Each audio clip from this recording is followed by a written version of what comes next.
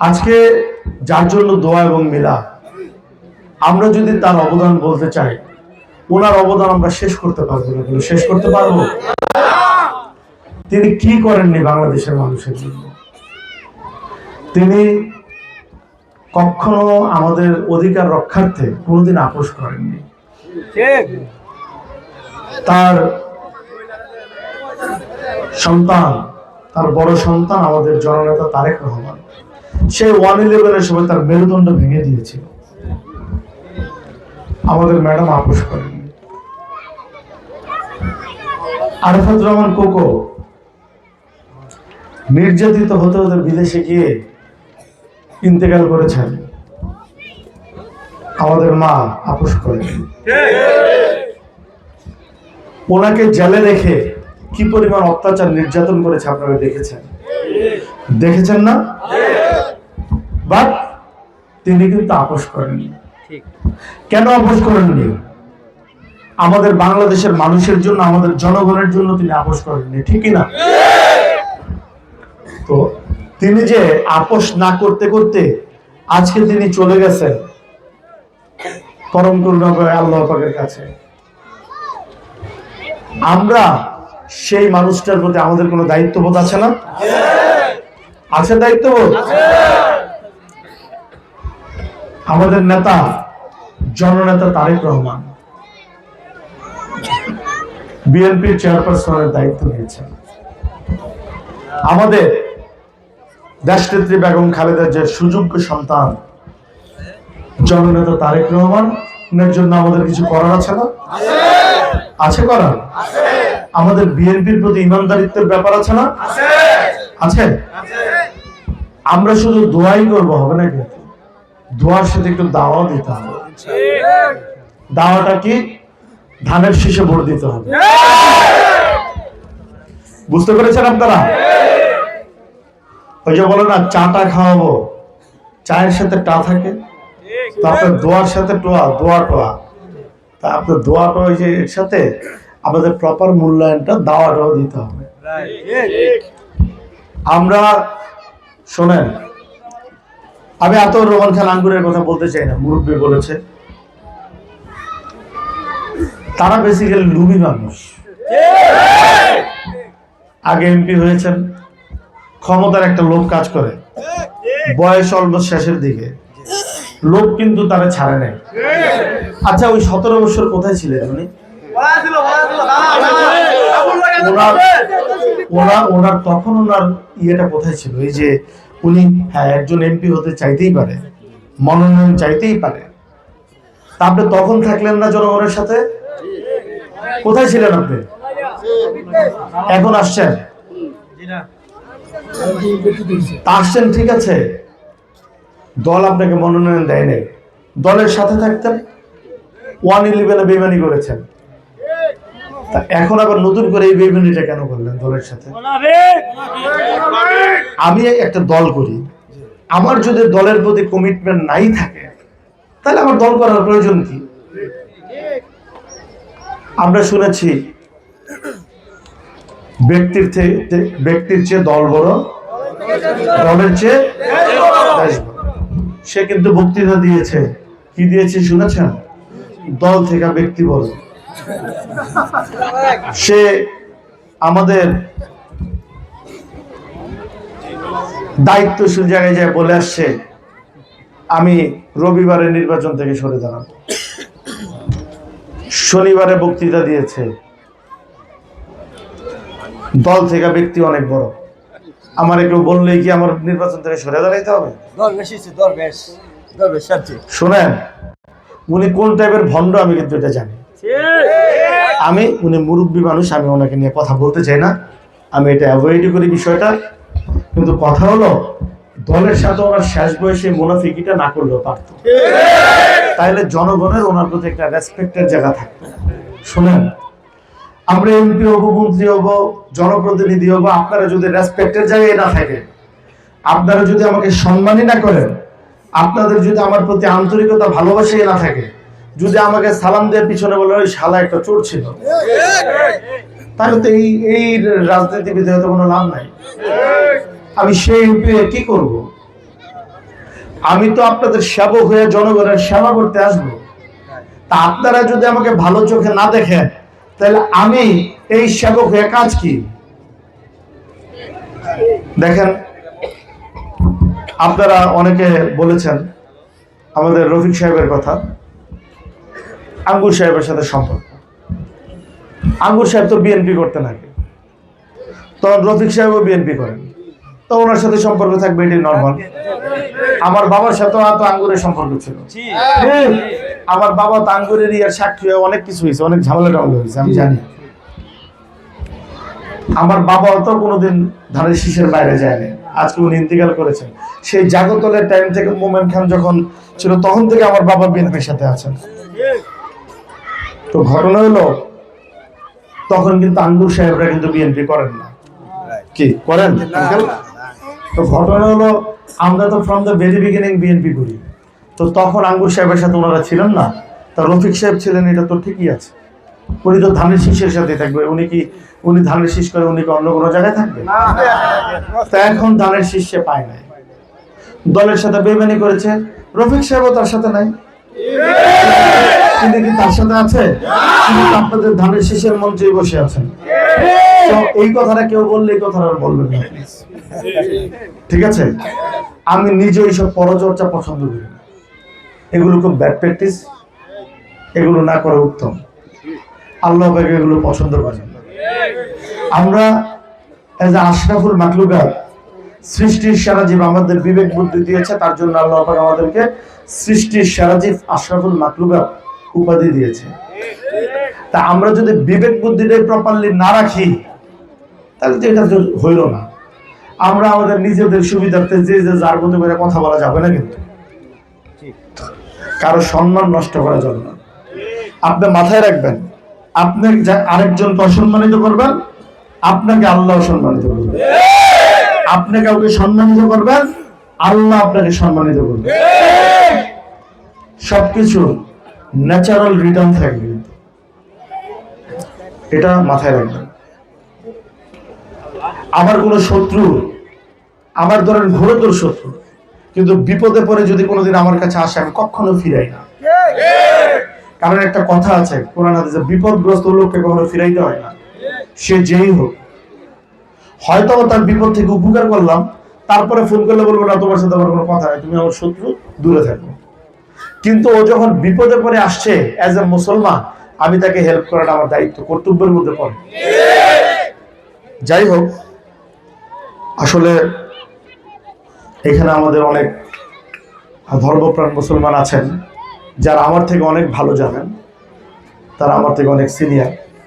তা আমি আসলে দেখেন, আমি যে মানুষ হিসাবে আমি মনে প্রাণে বিশ্বাস করি আমাকে কিন্তু মরতে হবে। আমি তো সারা জীবন আমৃত্যু বেঁচে থাকবো না। তো এর জন্য আমার এমপি মন্ত্রী হইতেই হবে এইরকম কোনো ফ্যাসিনেশন কিন্তু আমার নাই। আমি যখন আপনাদের হাল ধরেছিলাম তখন কেউ ছিল না, সবাই পোল্টি মেরেছে, দলের সাথে বিট্রে করেছে। ম্যাডামের সাথে ওই যে 111-এ ফোনে কোঅর্ডিনেট করে দেওয়া, ওই সময় আমি করেছি। আমি কিন্তু পলিটিক্স করতাম না। হ্যাঁ, ওনাদের ফ্যামিলির সাথে আমার একটা যোগাযোগ ছিল, কিন্তু আমি রাজনীতি করতাম না। কিন্তু আর তখন কিন্তু এই কাজগুলো আমি করেছি। তারপরে ম্যাডামই একটা পর্যায়ে বলেছে পলিটিক্স করতে, তো ভাইয়া তো তখন আমাকে যুবদল আন্তর্জাতিক সম্পাদক করেছে। তারপরে আমি পলিটিক্সে আসলাম। ওইটাই কিন্তু আমার জীবনের প্রথম পোস্ট। তো ঘটনাটা হলো, রাজনীতি করতে আসছি জনগণের সেবা করতে, রাজনীতি করতে আসছি আপনাদের ভালোবাসা পেতে, রাজনীতি করতে আসছি আপনাদের দোয়া আন্তরিকতা পাইতে। আপনাদের সেই জিনিসটাই যদি না পাই, আমার কিন্তু 2,500 থেকে আর কিছু নেওয়ার নাই। আমি আল্লাহর রহমতে 4টা ডাল ভাত খেয়ে চলতে পারবো, কোনো সমস্যা নেই ইনশাআল্লাহ। আমার 2,500-এ আপনাদের অর্থ কষ্টের টাকা, আপনাদের কষ্টের জিনিসপত্র থেকে আমার কিন্তু কোনো আর্ন করার ইচ্ছা নাই, যেটা অতীতে বিভিন্ন এমপি সাহেবরা করেছেন। আমি আপনাদের জায়গা দখল করার ইচ্ছা নাই, আমি আপনাদের নিজের ভাগের মধ্যে ভাগ বসানোর ইচ্ছা নেই। হ্যাঁ, আমি আপনাদের ভাগ বসানোর ইচ্ছা আছে, আপনাদের পারিবারিক ভাগ বসাইতে চাই, আপনাদের পরিবারের মেম্বার হইতে চাই, আপনাদের পরিবারের সদস্য আপনাদের পাশে থাকতে চাই, আপনাদের আন্তরিকতা চাই, ভালোবাসা দোয়ার বাদ চাই, সেটা চাই। সেই ব্যাপারে প্রচুর আছে। আরে দোয়ার উপরে পৃথিবীতে কিছু নাই, সেই লোকটা তো থাকবেই এজ এ মানুষ, কিন্তু অর্থ প্রাচুর্যের কোনো লোক নাই কিন্তু আপনাদের থেকে নেওয়া। এবং আল্লাহ পাক যেন আমার জীবনের শেষ নিঃশ্বাস পর্যন্ত সেই কাজটা যেন না করায়। 5 তারিখ গিয়েছে, 5 তারিখের পরে কিছু কুচক্রি বল বিভিন্ন জায়গায় অ্যাপ্লিকেশন দিয়েছে আমার নামে, যে নজরুল ইসলাম আজাদ 5,000 কোটি টাকা চাঁদাবাজি করেছে। আচ্ছা আমাকে একটু বলেন তো, আপনারা তো 2,500 মানুষ এখানে, 2,500 20 কোটি টাকা চাঁদাবাজি করার মতো কোনো জায়গা আছে? মানে একবার অনেস্টলি ইমানের সহিত কথাটা বলেন। তাহলে এটা 5,000 কোটি হয়ে গেছে, 10,000 কোটি হয়ে গেছে, 50,000 কোটি হয়ে যেতে পারতো, কোনো বিষয় নেই। মুখে তো 1 লাখ কোটিও বলতে কোনো সমস্যা আছে?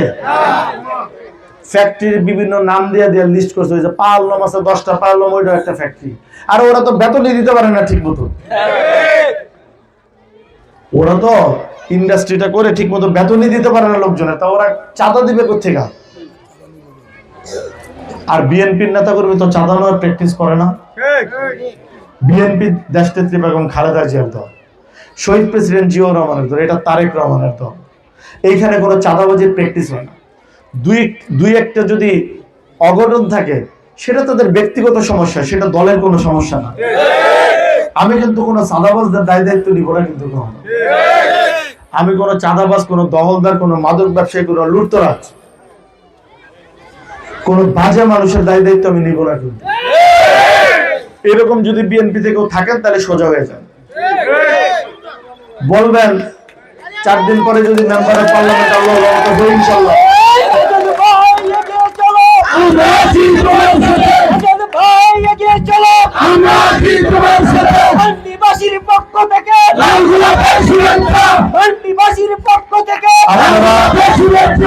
বলবেন এমপি হয়ে এই অবস্থা, এখন দলের লোকজনকে চিনতেছেন না, আমি সর্বদলীয় এমপি হইতে চাই, জনগণের এমপি হইতে চাই, জনগণ। আল্লাহ পাক যদি আমাকে মেম্বার অফ পার্লামেন্ট বানায়, আমি সংসদ সদস্য হতে চাই, জনগণের সংসদ সদস্য। আমাদের নেতা কর্মীরা শুধু সংসদ সদস্য বানাবেন, আমি সেটা হইতে চাই না। আমি তো সিলভার এমপি হইতে চাই না, আমি জনগণের দোয়া, জনগণের ভোটে নির্বাচিত এমপি হইতে চাই, আদারওয়াইজ হইতে চাই না। যে এমপি হওয়ার মধ্যে রেসপেক্ট থাকবে না, যেই সংসদ সদস্যের ক্ষেত্রে সম্মান থাকবে না, সেই সংসদ সদস্য হয়ে কোনো লাভ নাই। সো আমি আপনাদের ভোটে নির্বাচিত হতে চাই ইনশাআল্লাহ। এই যে আমাদের জামাত ইসলামী আমির সাহেব, আমাদের ইলিয়াস মোল্লা, এই বান্টিরই তো মানুষ, আমরা বান্টি পাঁচরুকি, একই এলাকার মানুষ। মানে অপ্রিয় হলে সত্যি কথাটা বলি, ওনার সাথে তো সম্পর্ক আমাদের ভালো, দেখলে খুব ভালো কথাবার্তা হয়। উনি তো আমাদের নামে কমপ্লেন দিতে দিতে দিতে দিতে একাকার হয়ে গেছে, সারাদিন কমপ্লেনের উপরই থাকে, আর কোনো কাজ নেই। সরি টু সে, বান্ডিতে আপনারা আছেন, আমি কথাটা বললাম, এটা আমি এলাকার ছেলে হিসাবে আপনাদেরকে কথাটা বললাম। উনি ওই এলাকার মানুষ, তো উনি 17 বছর কোথায় ছিল? ওনাকে তো 18তে আমাদের জামাত ইসলামের সাথে আমাদের জোট ছিল, আমি তখন তাকে নির্বাচনের দায়িত্ব দিয়েছিলাম, উনি তো তখন তার দায়িত্বটা পালন করে তিনি বাবুর সাথে ব্যালেন্স করে ফেলছেন। হ্যাঁ করে নাই, আমি তার সাথে দুর্ব্যবহার করেছি লাস্টে, তিনি বাবুর সাথে ব্যালেন্স করেছে, তার এজেন্টটা সব নৌকার জন্য কাজ করছে, আমি বিশ্বাস করে ইয়ে করেছি, পরে সব আওয়ামী লীগের সাথে কাজ করেছে। উনি আজকে আইসা উনি সুন্দর 2,500 করে বলবে, হ্যাঁ উনি 17 বছর, ওনার কোনো খবর নাই, 17 বছর পরে আসতো একদিন আন্দোলন সংগ্রামে, একদিন আমাদের পাশে থাকতো, থাইকা বলতো 2,500 লোকজনের জন্য, জনগণের জন্য আমি আছি, অ্যাটলিস্ট আমি 500 কি বান্টিবাসীর জন্য আছি বলতো। তিনি আর আঙ্গুর সাহেব বিলা সারাদিন কোনো কাম নাই, সারাদিন কাম হলো কমপ্লেন করা, কমপ্লেন করে কমপ্লেনের মধ্যে কমপ্লেন করে দিছে বিএনপির যত নেতা কর্মী আছে সব ডাকাই, ইউসুফ মেম্বারও ডাকাই দিয়ে গেছে। আরে ইউসুফ আলী মেম্বার তো একজন বয়স্ক মানুষ, জাগদল থেকে বিএনপির পলিটিক্স করে, আমার ছোট ভাই, আপনারা তার ব্যাপারে জানেন, সে একজন ইন্ডাস্ট্রিয়ালিস্ট, দানবীর, আমার ছোট ভাইয়ের মতো ভালো ছেলে হইতেই পারে না, সরকার বলে। এখন আমাকে এমন কেন লেগে বানায় নেই এটা আমি ঠিক বুঝতেছি না, ওনাদের আমাকে বানানো উচিত। যেহেতু বিএনপি টোটাল বডিকেই বানাই দিছে, তো ওনারা কষ্ট করে আমার কেন বানায় না? তাহলে আমি মনে হয় ক্যান্ডিডেট বলে এমন পারতেছে না। আমি আপনাদের বললাম, এই যে গণমাধ্যম আছে তাদের মাধ্যমে বলতেছে আপনারা কোনো চিন্তা করেন না, আপনারা আমাকেও বানায় একটা অ্যাপ্লিকেশন করে দেন। শোনেন, এইসব ধান্দাবাজি কইরা, এইসব ধাপ্পাবাজি কইরা জনগণের মনো পাওয়া যাবে না। মিথ্যাচার দিয়ে জনগণ কিন্তু আমাদেরকে চিনে। আরে ভাই, আমরা তারাবাজারের সন্তান, আমরা পাঁচমুখী সোলপাড়া এই বান্ডির সন্তান, গড়ে ওঠা পথ চলা, আমাদেরকে কিন্তু এই এলাকার লোকজন সবচেয়ে ভালোভাবে চিনে। আমরা জীবনে একজনের সাথে একটা মানে বড় চোখ করে কথা বলছি কিনা সেটাও কিন্তু কেউ বলতে পারবে না। তো একটা কথা কি, মানে একটা মিথ্যাচারের একটা লিমিটেশনস রাখেন, তাইলে মানুষজনের সামনে দেখলে আঙ্কেল কেমন আছেন জড়ায় ধরবেন, আর পিছনে যে খালি অ্যাপ্লিকেশন দিতে থাকবেন, এগুলো বাদ দেন। অ্যাপ্লিকেশন না দিয়া ভুয়া দেন, জেনুইন অ্যাপ্লিকেশন দেন। আপনি ভুয়া তো এইসব অ্যাপ্লিকেশন না লেখা, মোল্লা সাহেব আপনি তো এই এলাকার মানুষ, নির্বাচিত না হইলেও তো এই এলাকায় আসবেন, তখন মানুষের সামনে মুখ দেখাবেন কেন? লজ্জা করবেন আপনার? তো লজ্জা শরমটা ধরে রাখেন। আমি আঙ্গুর সাহেবকেও বলতে চাই, আপনার মুরব্বী মানুষ, ওই যে উচিতপুরে নাকি একটা ঘটনা ঘটছে, ওইখানে সোনারগাঁয়ের লোকজন এসে ঘটনা ঘটায় চলে গেছে। সোনারগাঁ, ওইটা তো নাকি সোনারগাঁয়ের আমাদের ২,৫০০-এর বর্ডার পয়েন্ট, জানি না কিছু। সোনারগাঁয়ের লোকজন ঘটনা ঘটাইছে, ২,৫০০-এর লোকজন নিয়ে অভিযোগ করে দিয়েছে। জামাত যায় বলতেছে আমাদের লোক, আঙ্গুর যায় বলতেছে আমাদের লোক, তাহলে কার লোক? সব খালি আল্লাহ সাহেবের লোক। মানে যে যে তার নিজের লোক দাবি করে তার লোকের উপর হ্যারাসমেন্ট হয়েছে। আমি তো এই কথা শুনে আমি প্রথম উত্তেজিত হয়ে গেছি। উত্তেজিত আমার এখানে ইউনিয়ন বিএনপির সভাপতি যে তার সকল কার্যক্রম স্থগিত করা হয়েছে। পরবর্তীতে শুনি এটা সোনারগাঁয়ের ঘটনা, সোনারগাঁয়ের লোকজন এসে ঘটনা করেছে, তাহলে তো আমি ওই ছেলের উপর অন্যায় করছি। তাহলে এখন আপনার বর্ডার পয়েন্টে আরেক থানার লোকজন এসে কাহিনী করবে, আপনার ওইটা নিজের থানাকে ব্লেম দিবেন।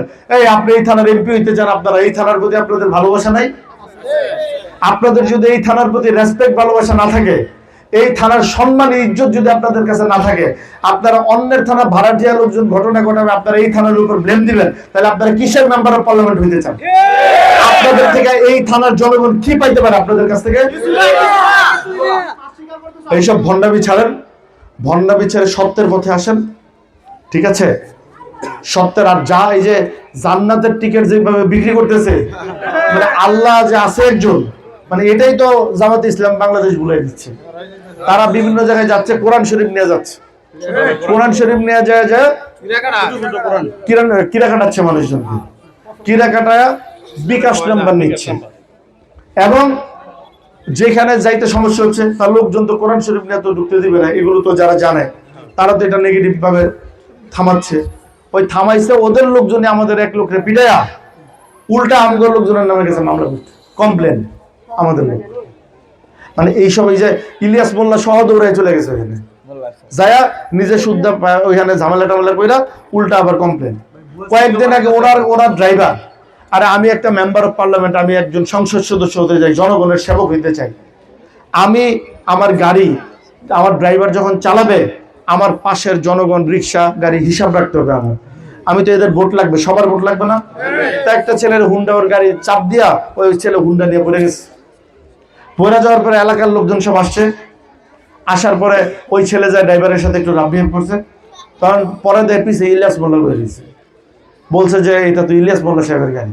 তখন ওই ছেলে আবার ইলিয়াস মোল্লার কথা যখন শুনছে, তখন সে বলছে আচ্ছা ঠিক আছে, ইটস ওকে। তো সেই ছেলে তখন চলে গেছে, এলাকার লোকজনকে সরাই টরাই দিয়ে চলে গেছে। ভাই, আমি মেম্বার অফ পার্লামেন্টের মধ্যে আমি হুন্ডাতে চাপ দিয়ে মানুষকে মেরে ফেলবো?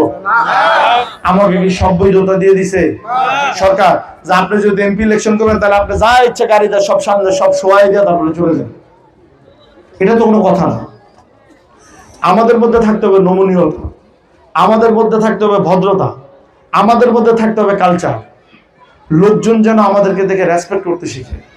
আমি একটা এলাকার নেতৃত্ব দেবো, একটা থানার নেতৃত্ব দেবো, থানাবাসী আমার থেকে কিছু শিখতে হবে। আমার গাড়ি ভোল্টেজের মতো চালায় চলে যাবে, এটা কিন্তু সিস্টেম না। এই কমপ্লেনটা মোল্লা সাহেব করেছে, এটা উনি ঠিক করেননি।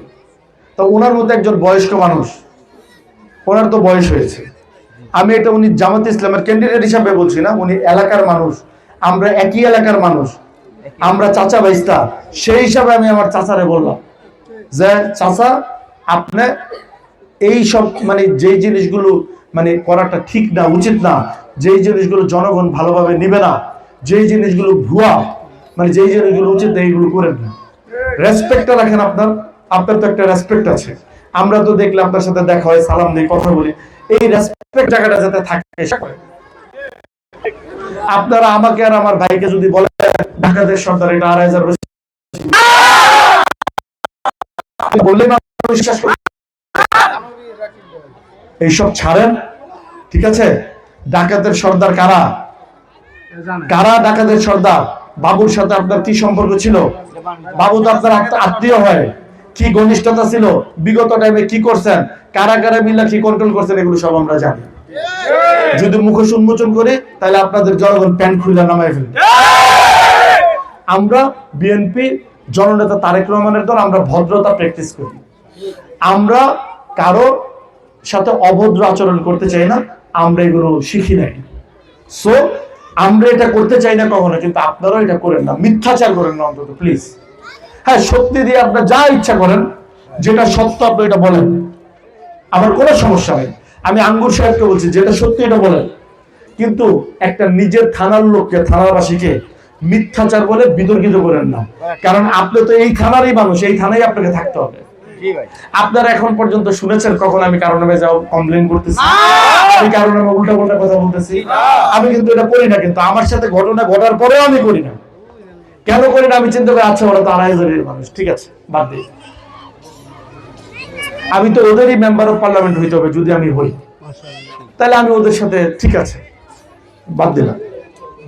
তো ঘটনাটা কেন বললাম, কথাগুলো বলতে চাইনি, কথাগুলো খুব ক্ষোভ থেকে বললাম।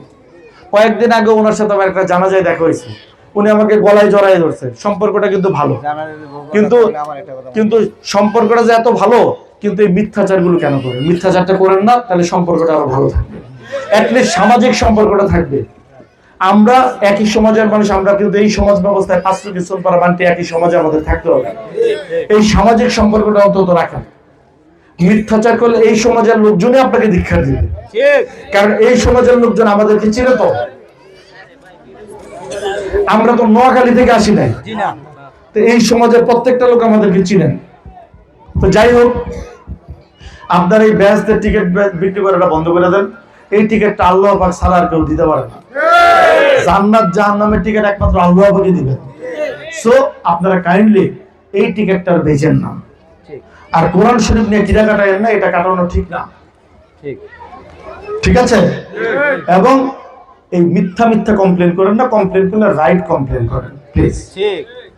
কমপ্লেন করা সমস্যা না, কিন্তু ভুল মিথ্যা কমপ্লেন করেন না। একটা মিথ্যা বলবেন, 10টা মিথ্যা বলবেন, পাপ হয়তো, মিথ্যা বললে পাপ হবে। তো আপনি তো মুরব্বী মানুষ, আঙ্গুর সাহেব আপনিও মুরব্বী মানুষ। যাই হোক, আমি আপনাদেরকে বলতে চাই, আল্লাহর রহমতে আপনারা সবাই আমাদের নেত্রী, আমাদের মা দেশনেত্রী বেগম খালেদা জিয়ার জন্য দোয়া করবেন। আল্লাহ পাক যেন তিনাকে জান্নাতুল ফেরদৌস দান করেন, আমিন। শহীদ প্রেসিডেন্ট জিয়াউর রহমানের জন্য দোয়া করবেন, আল্লাহ পাক যেন তিনাকে জান্নাতুল ফেরদৌস দান করেন, আমিন। মরহুম আরাফাত রহমান কোকুর জন্য দোয়া করবেন, আল্লাহ পাক যেন তিনাকে জান্নাতুল ফেরদৌস দান করেন, আমিন। জননেতা তারেক রহমানের জন্য দোয়া করবেন, আল্লাহ পাক যেন তিনাকে বিপুল ভোটে সারা বাংলাদেশে জয়যুক্ত করে তিনি যেন বাংলাদেশের প্রধানমন্ত্রী হয়ে আপনাদেরকে একটা আধুনিক, সমৃদ্ধশীল, প্রগতিশীল বাংলাদেশ, সোনার বাংলাদেশ উপহার দিতে পারেন, আমিন।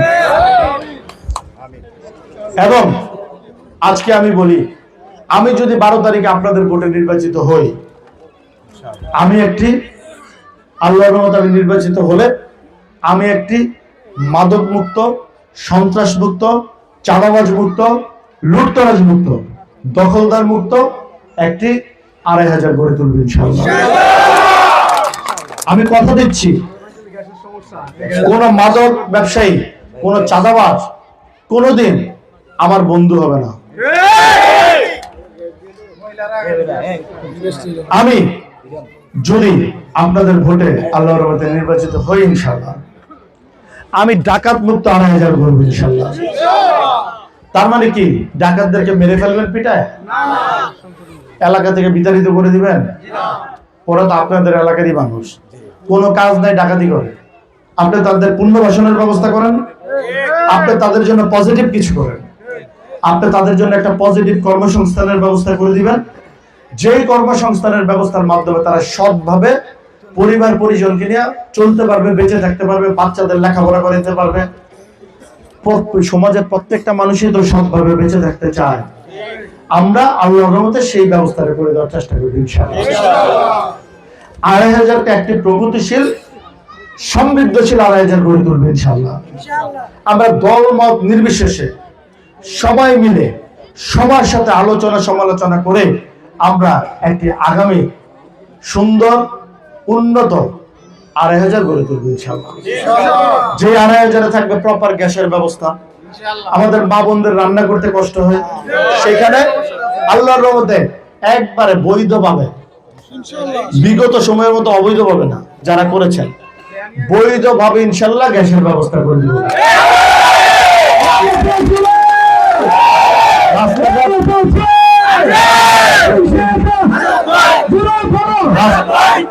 রাস্তাঘাট আমাদের টোটাল 2,500, আমি যে ক্যাম্পিং এ দেখলাম রাস্তাঘাটের অনেক প্রবলেম আছে, আমরা রাস্তাঘাটের প্রপার ডেভেলপমেন্ট করব ইনশাআল্লাহ।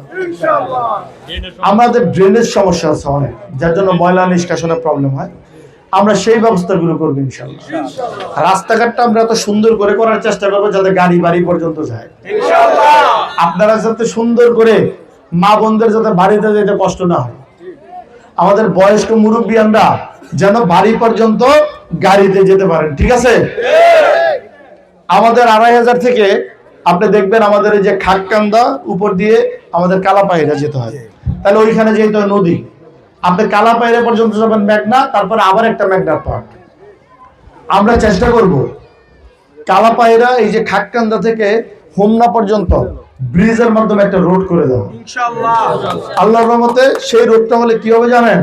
আপনারা এত দুনিয়া ঘুরতে হবে না, ওই দিক দিয়ে ডাইরেক্ট কক্সবাজার চলে যাবেন, যায় কক্সবাজার যায় ঘুরে ঘুরে আসতে। হ্যাঁ, আপনারা ধরুন ওই দুনিয়া ঘুরা যাইতে হয় না, তাহলে পাতালি হোমনা দিয়ে যা বের হয়ে যাবে। সংগ্রামী ভাইয়েরা কেন বললাম? আপনারা কিন্তু বিগত সময় আমার সাথে আপনারাও সংগ্রাম করেছেন, আমি আন্দোলন করেছি, আপনারা আমার সাথে অনেকে হ্যারাসমেন্ট হয়েছে। আপনারা দেখেছেন প্রশাসন কি করেছে, আমার বাড়িঘর তছনছ করে দিয়েছিল। আমি কি অফ ছিলাম? তারপরে আমি প্রতিবাদের ক্ষেত্রে কি আমি কখনো 1 সেকেন্ডের জন্য আমি বন্ধ ছিলাম? আমি আপনাদের ভালোবাসা, আন্তরিকতা, আপনাদের সহযোগিতার কারণেই আমি এই আন্দোলন সংগ্রাম করতে পেরেছি। আপনাদের সহযোগিতার কারণেই আমি 2,500 নজরুল ইসলাম আজাদ হতে পেরেছি। আপনাদের ভালোবাসা দোয়ার কারণেই আমি ধানের শীষ থেকে মনোনয়ন পেয়ে আজকে ইলেকশন করতে পারছি। আমি আপনাদের সন্তান, আপনাদের পরিবার, আপনাদের ভাই, আপনাদের বন্ধু হয়ে আপনাদের পাশে ফ্যামিলির একজন মেম্বার হয়ে থাকতে চাই। আপনারা কি আমাকে রাখবেন? রাজি আছেন? Thank you. যদি পরিবারের মেম্বার হইতে চাই তাহলে কিছু দায়িত্ব আছে, সেই দায়িত্বগুলো যদি পালন করতে হয় তাহলে তো আমাকে কিছু হইতে হবে, তাহলে আমাকে মেম্বার অফ পার্লামেন্ট হইতে হবে। তার জন্য আপনাদের কি করতে হবে? 12 তারিখে দলে দলে গিয়ে ধানের শীষে ভোট দিতে হবে। আপনারা যদি বাংলাদেশ যদি জাতীয়তাবাদী দল জয়যুক্ত হয়, আপনারা জানেন আপনাদের এই যে মা বোনদের জন্য কি ব্যবস্থা আছে। আমাদের জননেতা তারেক রহমান ফ্যামিলি কার্ডের ব্যবস্থা রেখেছে, যেটা আপনারা ঘরে বসে থেকে ফ্যাসিলিটিস পাবেন। আমাদের কৃষক ভাইদের জন্য কৃষি কার্ডের ব্যবস্থা রেখেছে, সেটা আপনাদের জন্য ফ্যাসিলিটিস থাকবে। বয়স্কদের জন্য প্রপার বয়স্ক ভাতার অ্যারেঞ্জমেন্ট থাকবে। মেধাবী ছাত্রছাত্রীদের জন্য বৃত্তির ব্যবস্থা থাকবে। শিক্ষার্থীর জন্য লেখাপড়ার উন্নত অ্যারেঞ্জমেন্ট থাকবে। চিকিৎসা ব্যবস্থা প্রপার অ্যারেঞ্জমেন্ট থাকবে। এই যে ফ্যামিলি কার্ড দেখছেন, দেখছেন ফ্যামিলি কার্ডটা, এই যে কৃষক কার্ড দেখছেন, 31 দফা আপনারা পড়ে দেখবেন। এই 31 দফার মধ্যে জননেতা তারেক রহমান আগামীর বাংলাদেশ কিভাবে গড়বেন সব লেখা আছে, আপনারা সেখানে সব পেয়ে যাবেন। আপনাদের ভালো লাগবে, আপনাদের মন থেকেই ভালো লাগবে। যাই হোক, যারা পড়তে পারেন না, বাসায় নাতি আছে, ছেলে আছে, যে পড়তে পারে তাকে দিয়ে পড়ে শোনাবেন, বলবে আমাকে একটু পড়ে শোনাও, শুনবেন। যাই হোক, আমি এই অ্যারেঞ্জমেন্ট গুলো আপনাদের করবো ইনশাল্লাহ। আপনারা 12 তারিখে দলে দলে গিয়ে ধান শীষে ভোট দিবেন। ভোট দিয়ে 2500-এ বিগত সময় ধানের শীষ যেই পরিমাণ ভোটে জয়যুক্ত হয়েছে, বিজয় হয়েছে, আমি আশা করব এবার আপনারা রেকর্ড সংখ্যক ভোটে ধানের শীষকে জয়যুক্ত করবেন ইনশাল্লাহ। যেন আমি আমাদের নেতার কাছে প্রপার আপনাদের কথাটা বলতে পারি এবং আপনাদের 2500-এর জন্য আপনাদের ফ্যামিলির মেম্বার হয়ে আমি যাতে আপনাদের জন্য প্রপার কাজটা করতে পারি। কি রাজি আছেন? 12 তারিখ সারা দিন, 12 তারিখ সারা দিন, 12 তারিখ সারা দিন। মা বোনরা ভোটটা দিতে রাজি আছেন? একটু হাত তুলে দেখান। সবাই রাজি আছেন?